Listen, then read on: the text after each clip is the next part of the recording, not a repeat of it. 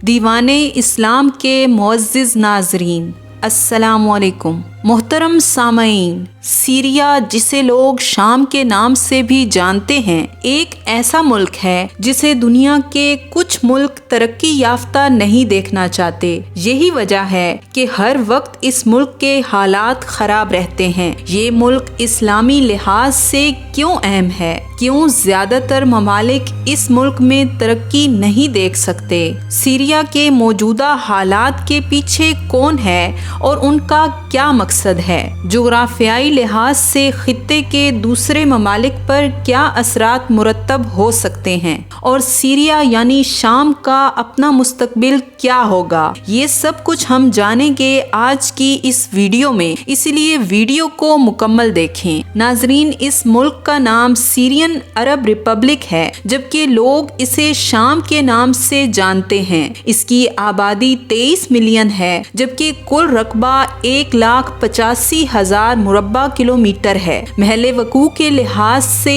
ایک طرف ترکی، عراق، جارڈن، لبنان اور اسرائیل واقع ہیں، جبکہ دوسری طرف میڈیٹرینین سی کی ساحلی پٹی لگتی ہے۔ شام میں تقریباً 90% مسلمان آباد ہیں۔ یہاں زیادہ تر عربی زبان بولی جاتی ہے۔ اس ملک کا دارالحکومت دمشق ہے، جو کہ قدیمی شہروں میں سے ایک مانا جاتا ہے۔ یہ ملک ہمیشہ سے حالت جنگ میں رہا ہے، لیکن پھر بھی اس ملک کے لوگوں نے اپنی ثقافت کو زندہ رکھا ہوا ہے۔ ناظرین، سیریا یعنی شام اسلامی لحاظ سے بہت زیادہ اہمیت رکھتا ہے۔ جناب زینب سلام اللہ علیہا، جو کہ امام علی علیہ السلام کی بیٹی اور امام حسن و حسین کی بہن تھی، ان کا روزہ مبارک اسی ملک کے شہر دمشق میں واقع ہے۔ اس کے علاوہ جناب سکینہ بنت الحسین، جن کا اصل نام رقیہ تھا، ان کا روزہ مبارک بھی یہی واقع ہے۔ حضرت محمد صلی اللہ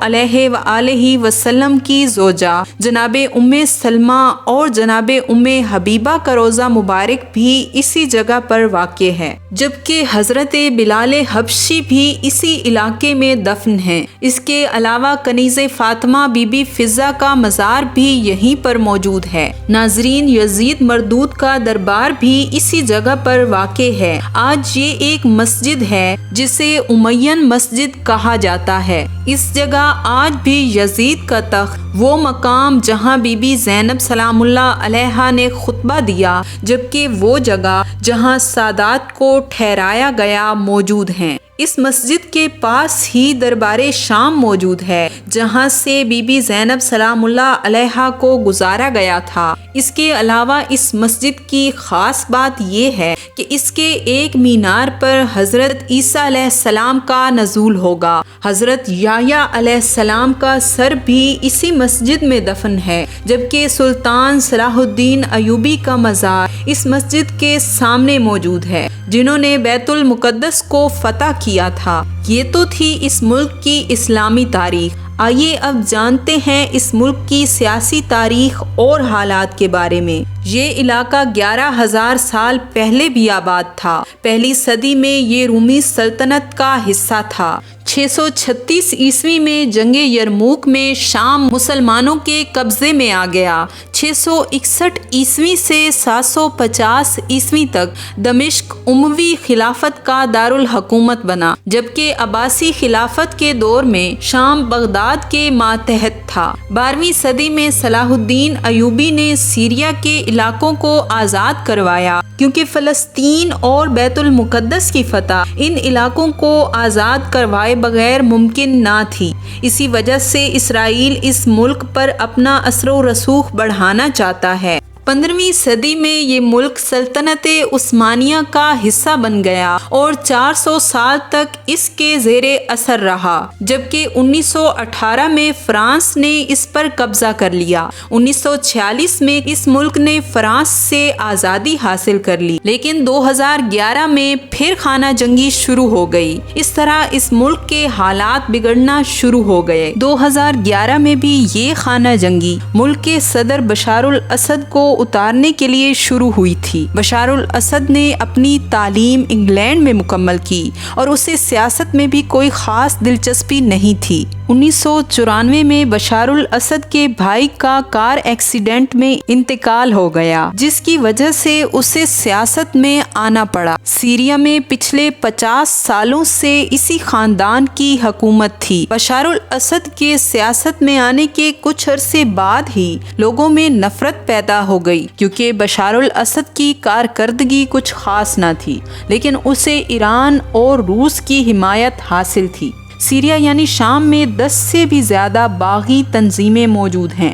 حال ہی میں بشار الاسد نے ملک کے حالات خراب ہونے کے سبب اپنے خاندان کے ہمراہ روس میں سیاسی پناہ لے لی۔ اب ملک میں موجود باغی تنظیمیں اقتدار کے لیے آپس میں لڑیں گی، جس سے شام کے حالات مزید خراب ہونے کا خطرہ ہے۔ لیکن اس حوالے سے حیات تحریر الشام یعنی HTS کا ذکر ہر زبان پر ہے، جو کہ بظاہر ایک عسکری تنظیم ہے۔ یہ تنظیم دراصل ان گروہوں کا مجموعہ ہے جو مختلف مراحل سے گزر کر آج ایک نئی شکل میں دنیا کے سامنے آیا ہے۔ 2001 میں ایک تنظیم النصرہ فرنٹ کے نام پر وجود میں آئی، جس کے بانی ابو محمد الجولانی تھے، جنہوں نے القاعدہ سے وابستگی کے ذریعے سیریا میں قدم جمائے۔ ان کا اصل مقصد بشار الاسد کی حکومت کا خاتمہ اور ایک اسلامی خلافت کا قیام تھا، لیکن 2017 میں حالات کے پیش نظر اس تنظیم نے اپنی حکمت عملی اور شناخت بدل ڈالی۔ الجولانی نے القاعدہ سے اپنی وابستگی ختم کر دی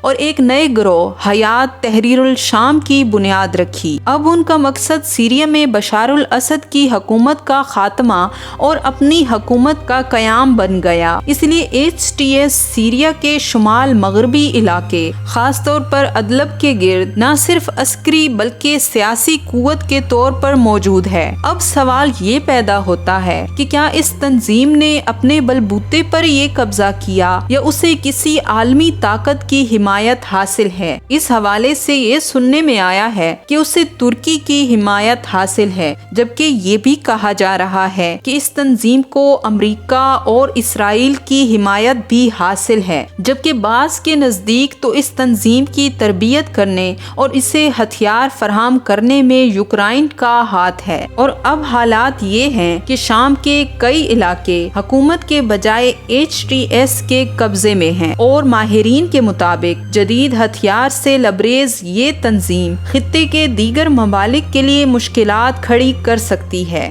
امید کرتی ہوں ویڈیو آپ کو پسند آئی ہوگی۔ اگر پسند آئی ہے تو اسے لائک، چینل کو سبسکرائب اور شیئر ضرور کیجیے گا۔ اس کے ساتھ ہی مجھے دیجیے اجازت۔ اللہ آپ کا حامی و ناصر ہو۔